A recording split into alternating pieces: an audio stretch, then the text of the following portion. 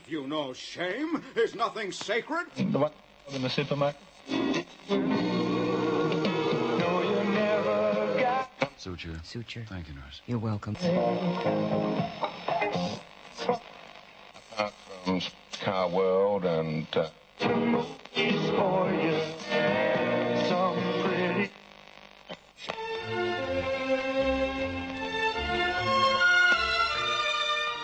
ABC presents Graham Kennedy's R.S. Playhouse. A deep and meaningful... various age... Written by Gary Reilly and Tony Sattler. The work silently beckoned.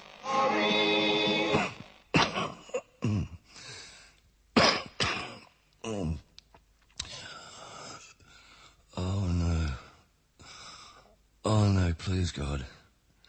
Oh, God, I don't want to wake up. Let me stay asleep and I promise I'll never drink again. Never, never, never drink again. Please, God, please, God. Go on, God. I promise I'll never, not a drop, ever, I swear it. Oh, God, it's Sunday and I forgot to buy the booze. Oh, I'll die. Yeah, my mouth's still there. Not sure what's in it, though. A handful of dry rinso. But don't panic. To panic is to move, and to move is to arouse the slumbering hangover. As long as I don't move, let sleeping hangovers lie. Oh, no sudden movements. Must not let it smell fear. I can't feel anything. My nerves have fallen out. Oh, God. I didn't drink that much last night. Well, not as much as I had during the day. It couldn't be the booze. Food poisoning. I've been food poisoned. Hang on. I didn't eat anything. Yes, I did. It's that bloody butter menthol I found in the boot of the taxi. The chairman, Yellow Cab Company. Dear sir, re your taxis. One of them is poisonous. I don't know its number, but it was yellow. While not wishing to hold a butter menthol to your head, I demand immediate compensation in the form of a block of flats and a photo of Olivia Newton-John in pink disco tights. Failure to comply with these reasonable requests by return mail will result in the violent removal of your nose hairs by Jack, my heat-seeking combat ferret. Yours faithfully, Irate of Bondi. When will the black forces of evil and the Yellow Cab Company ever learn that they cannot cross swords and win with the, ta-da, Masked Avenger? Oh, jeez. Oh, God. Oh, never again. I'll never, never, ever drink again. I'm going to have to face it. I'm going to have to face it any minute now. I'm going to have to start breathing. Or should I open my eyes first? Decisions.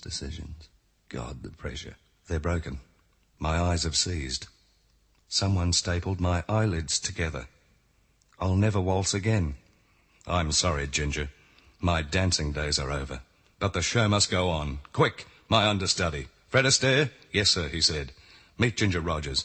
A simple handshake will do, Fred. You're not the star yet. Now you two kids get out on that stage and dance like you've never danced before.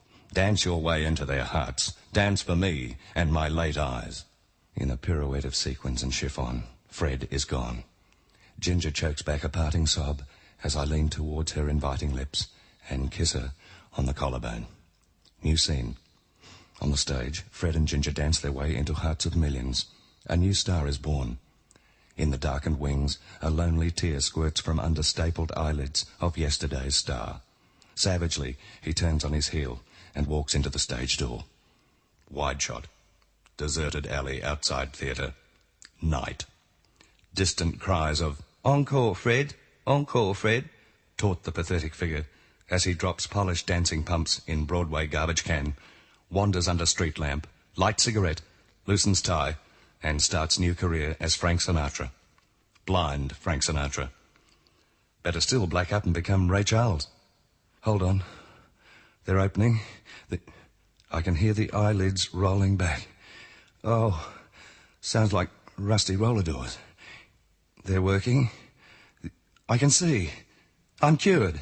It's a miracle. I'll become a nun.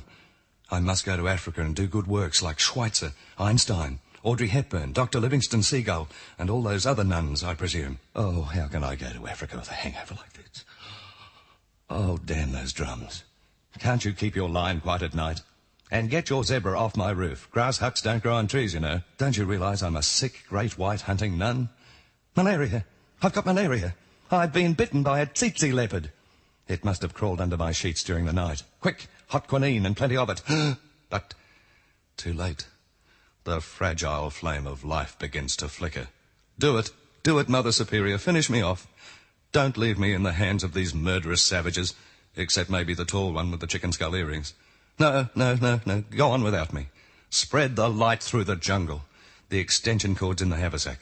And if you see the Pope, tell him it was me who bent his clarinet, so he should let the Cardinal out of the hall cupboard. The flame flickers and dies. And yet another nun goes under with terminal hangover. That reminds me, I must have a leak. Busting for one, but I can't. Oh, I daren't move. The pain.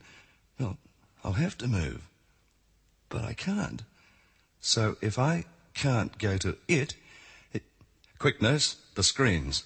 A lovely nurse, all young and clean and fresh and starchy, tender and understanding, compassionate and loving. Stop it. Get thee hence, hangover lust. I'm thirsty. I must drink something. Water. No, not water. Or orange juice. No, milk. A nice, cold glass of milk with ice in it. Chocolate milk. It's good for you. And look at that girl in the milk commercial. She's real healthy. Great body, all firm and little bikini and get thee hence, hangover lust. No. Don't want milk. Milk causes jogging. And everyone knows that jogging gives you cancer. And I really couldn't handle getting cancer this morning, not with a hangover like the one I've got. So, forget the milk, it's too dangerous. Oh, yeah. I'll have a beer. Nice, cold, healthy beer. And there's no risk of catching jogging with a beer. Or cancer. So I'll have a beer. Damn, it's Sunday. I forgot to buy them. The bloke next door, he's got beer. He's always got beer. Tons of it. He needs it for his work. He's a kindergarten teacher. The only bloke I know with a Sesame Street esky. I must stop talking to myself. It's driving me crazy. Perhaps I am crazy. Would account for a lot of things. Maybe it was my fault that Maureen left me for that bloke who runs a mail-order embalming business. Yes, tick. I have had a recent death in the family. Yes, tick. I do wish to avail myself of your amazing embalming offer. Yes, I enclose without obligation my recently departed relative stroke friend stroke pet plus my cheque payable to the Thunderbolt Embalming Emporium. Yes, tick. I am over 18 and I understand you will rush me by return mail in discreet wrapper my magically transformed relative stroke friend stroke pet. Limited offer only. Clip coupon now. God. And I thought she was joking. Now he's got his own television show and Maureen's never looked better. That reminds me, I must have that leak. Don't want to. I should. I don't want to. I need to. It's too hard. It's not good enough. Simply not good enough at all. It's disgusting. Straighten up your socks, man. Pull yourself together.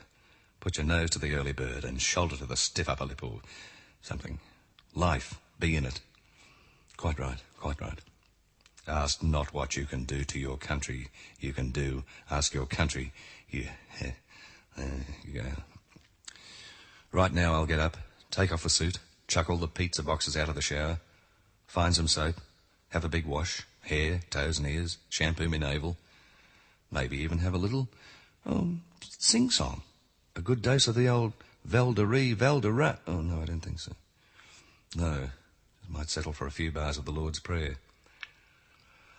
Big breakfast of bacon and eggs. Oh, damn, I gave the bacon to the canary. The canary. Where is the canary? Must be hiding somewhere. Oh, well, just eggs. Right, I'll do that. And then feed the inner man, the intellect, the slumbering giant. An orchestral concert. Hurl myself into the towering magnificence of Shostakovich, Stravinsky-Korsakov, Leonard Brezhnev, or whoever else is conducting at the town hall this hour. Then a dash to the museum for some stimulating fossils, glowing rocks, and fiberglass aboriginals. And finally, finish off the day at the racetrack with a quick Jack Brabham diploma course in advanced driving and high-speed accident survival. Right. That's what I'll do. That's my day planned up to the brim. Right. Here we go. I think I'll have a sleep first. Yes, sleep. Nice sleep. A few hours of bites. Night Sunday. Let's go to sleep. I feel all sticky. The sheets feel like grey marshmallow. Oh, I must wash them one day. Really must. They're really disgusting. How did I get cat hair in here? At least I hope it's cat hair. Then again, I hope it's not. It's bloody Maureen's fault, running off and leaving me with only one set of sheets. She didn't need them. Surely her mate, the freelance embalmer, would have hundreds of sheets, at trade prices too. Bloody Maureen. I should never have married her. I didn't marry her. Wise move, son. Oh, come on, sleep fair, go. I must stop talking to myself. Only mad people talk to themselves. I'll talk to the canary. Normal people talk to canaries. Where is the canary? Not that it matters. Hasn't spoken to me for weeks. He wouldn't shut up, so I shoved him in a sock. Jeez, it was funny. Little blue sock shoots across the lounge room floor and bonk, straight into the wall. More fun than the Don Lane show. Bloody Don Lane. Compulsive viewing. World Scoop satellite exclusive. Watch the Don Lane show tonight when Sammy Davis Jr. pulls a sock over his head and runs into a wall. Don't miss it if you can. Ah! What's that? It hurts. Oh, telephone. Stop, I'm not in. Go away. Oh, God, don't they realise what time it is? It's the middle of the day. All right, I'm coming. Oh, Now, how do you walk? I've forgotten how to walk. Don't be stupid, I must remember how to. They taught me in the school cadets. Now, walking. Was it, left, right, or... right, left. Shut up, phone, I'm coming. Oh, don't shout, don't ever do that. Oh! Bloody wardrobe. If I go all that way and find it's next door's phone, I'll die. And then I'll kill someone. Hello? Hello? Hello? Hello? Damn. Damn. Gee, that annoys my goat. Who the hell was that? Bloody Maureen. She's sitting out there giggling in her clean sheets because she knows I've got a hangover. Oh, bitch. If that's you out there, Maureen, it's not funny. What's that? DTs. I've got the DTs. Little monster running across the floor. Oh, I really must take the canary out of the sock. Poor little bugger. He's probably got tinea of the head by now. Or athlete's beak. Oh, well, I'll do it tomorrow. I'll need the sock tomorrow. I'll need it. Why haven't they rung back? Wonder who it was. The soccer pools. I'm rich. I won $1 million, like the greengrocer who gave away free meat in the commercial. No, they wouldn't ring on Sunday. Yes, they would. They play on Saturday. They pay on Sunday. I'm rich. I've won the pools. I'll be in a television commercial. Ha, ha, ha, ha. Pooh to you, Maureen. Rich, I'll buy a pub. I'll buy the girl in the milk commercial. Hold on. They don't think I'm here. They probably think I've moved, and they'll give it to someone else. They'll give it to Maureen.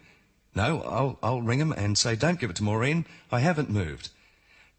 What am I talking about? I've never done the pools.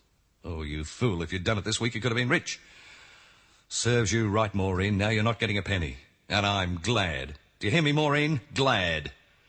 And you're not getting your hot rollers back either. I'm using them to warm up donuts, and I'm cleaning my ears with the electric toothbrush you won in the Cocoa Pop colouring competition, and I'm going to write to Kellogg's and tell them that you cheated. You're 35, Not a 7.5-year-old Vietnamese boat orphan who dog-paddled from Singapore. I must enter the pools this week. What's the use? I haven't won anything since I correctly guessed how many Jaffas it takes to fill a phone booth. Cost me a fortune in Jaffas. And what did I get? A tour of the Jaffa factory with the other 600 winners. And 10 free tickets to The Sound of Music. What do you do with 10 free tickets? I got fed up after the 8th time. If I hadn't slept through the 9th and 10th, I would have gone crazy. This is a really strange hangover. Never had one like this before.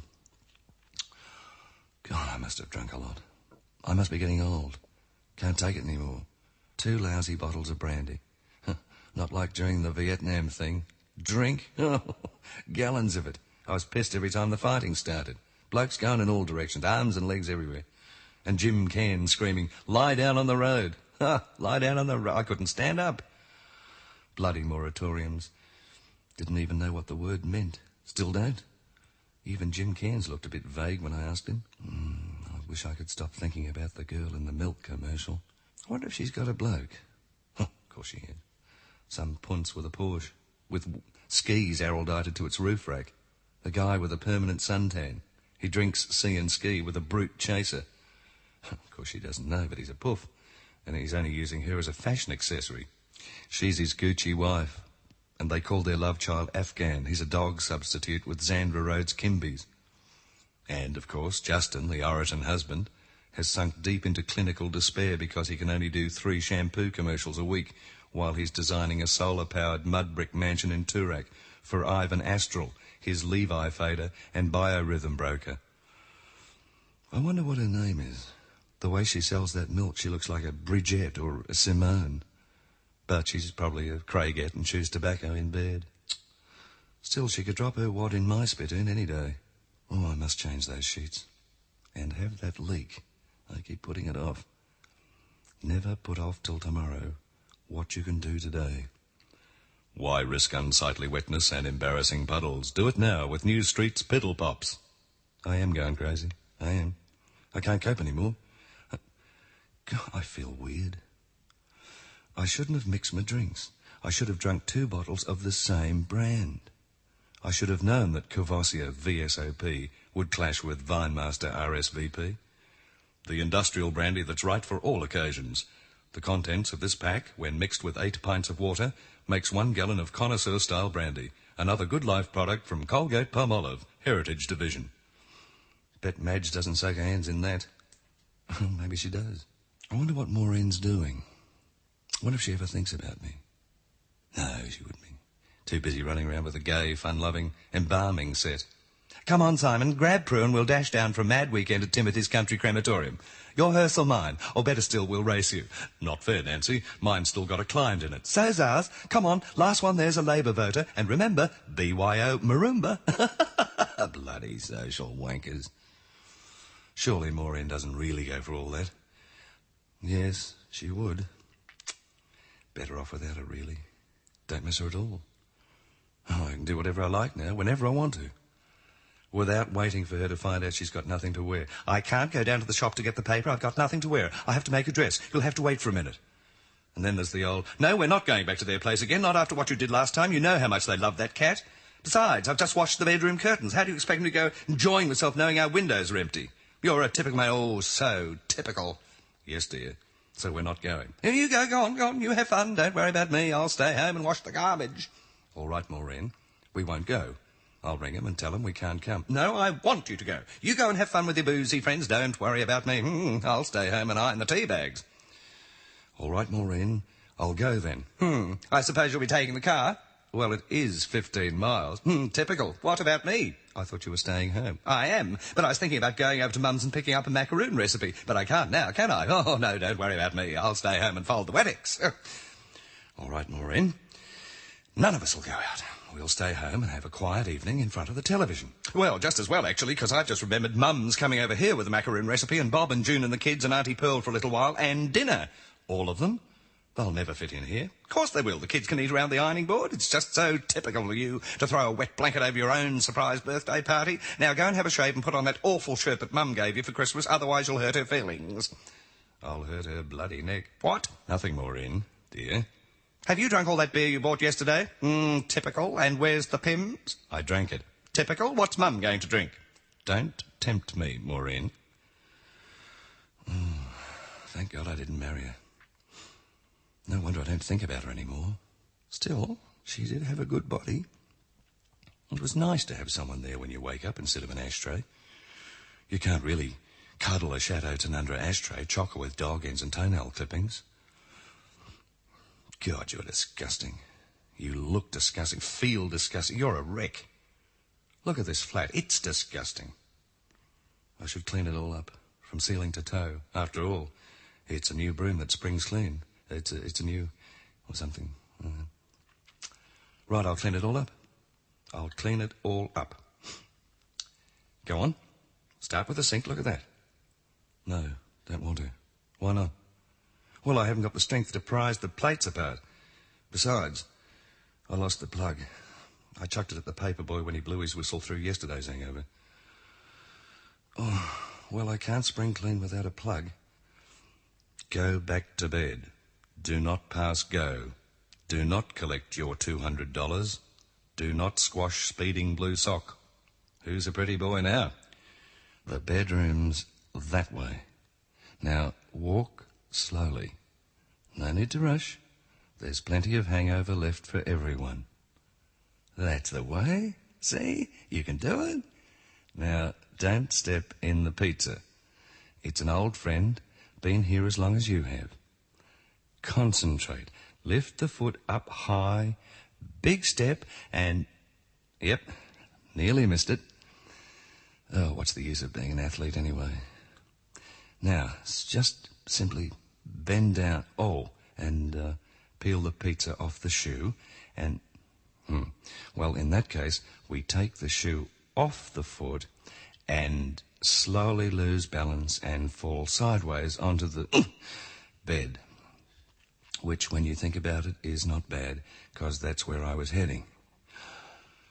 Oh, now, just lower the aerial and... oh, well, snap it off and take the radio out from under my neck and wait for the pain to go away. I wish I knew who it was that rang. It was a burglar checking to see if I'm home. That's what I was, a Don't be ridiculous. Well, it could have been. Could have easily been a burglar.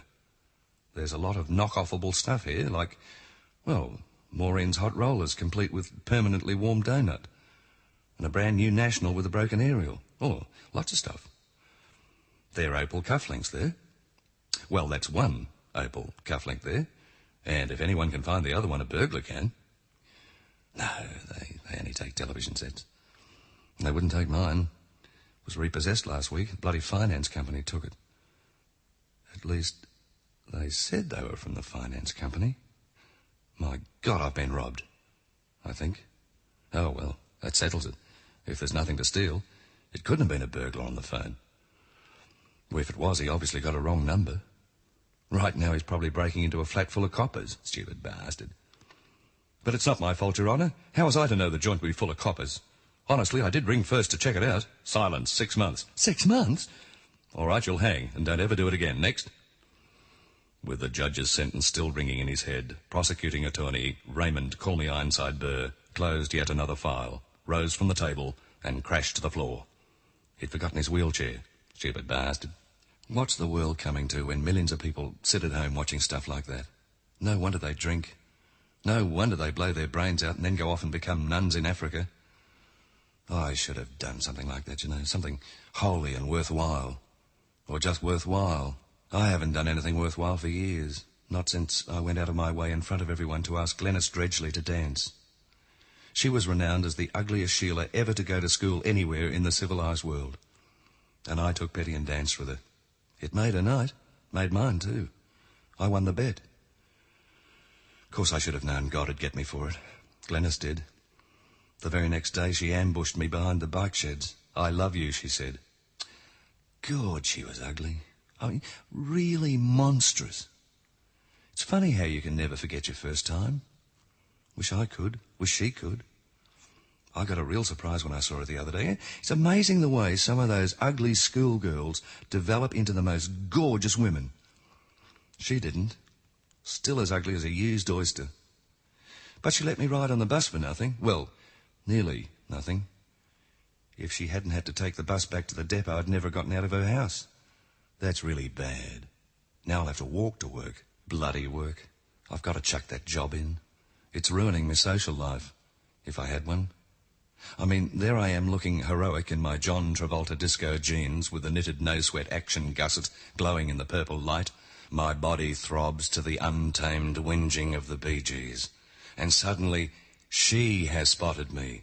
Like a panther on heat, the disco queen prowls across the dance floor towards me, her hungry eyes fixed on my undulating hips. "Hi," she purrs. "My name is Sheba. I'm a test pilot for Dior, and I go off like a rocket. What do you do?" "I'm a chalk purchasing officer for the education department." Her eyes narrow. "Coloured?" she murmurs. "Straight white. Bob Jackson handles the colours." She's gone. The music stops. The disco closes. My social life evaporates in a cloud of chalk dust. Bloody Bob Jackson. Wish he'd retire, then I could move up into colours and get taken out to lunch by the Acme Chalk Corp. It's wishful thinking, I suppose. Bob Jackson's only 19. Pushy little bugger. Oh, this is the strangest hangover I've ever had. Sort of chocker with pain, but it doesn't hurt. Sort of a new, non-hurting pain. I've invented a new disease. I'll be rich. They'll name the epidemic after me, and they'll have to pay me a royalty for everyone that gets it. Huh. If it hits India, I'm laughing. Millions of rupees. I'm not home. Who is it? Who is it? I told you I'm not home. It's all right, he's not home. Maureen, what do you want? Are you sure he's not home? Yes, I rang, didn't I? Come on. Hey, what are you... Look at this mess. Maureen? This is disgusting. Was it like this when you lived with him? No, of course not, Derek. Oh, so you're bloody Derek the Embalmer. Come on, Maureen, let's get out of here. And I suppose you've become his lady cadaver. Get it? It's a joke, Maureen. What? What? The sock. The sock, it ran across the kitchen. Don't be ridiculous, Maureen. It's the bloody canary, Maureen. Poor little thing. It's a canary. Look, Maureen, will you just grab your hot rollers and let's get out of here? Get out of my flat, both of you. All right, poor little thing. They're probably in the bedroom. Oh, he's here. Of course I'm here, you stupid woman. Where? Here. Eh? Shh. He's asleep. I'm not. Maureen. Come on, Maureen. You're waking. I'm bloody awake. Will someone listen to Oh, me? will you come and look at this, Derek? What? Yeah, what? He's been heating donuts with my hot rollers. That's my donut. Get your hands off it. You'll make the jam all grubby. Maureen, I don't think he is asleep. What? Hey, get your hands off me. Leave my eyes alone. He's dead, Maureen. What? Hey? He's dead. Are you sure? Positive, he's cold. He's been dead at least 12 hours. I haven't. I've just got a bad hangover. But how? Why? I don't know, he just is. Oh, look, I've had enough of this. You're all crazy. The whole world has finally gone crazy. I'm getting out of here. Where's the phone? I'll have to call the It's police. in the other room. You're all crazy. Goodbye. You look so peaceful. What's that? Nothing. The wind just blew the door closed.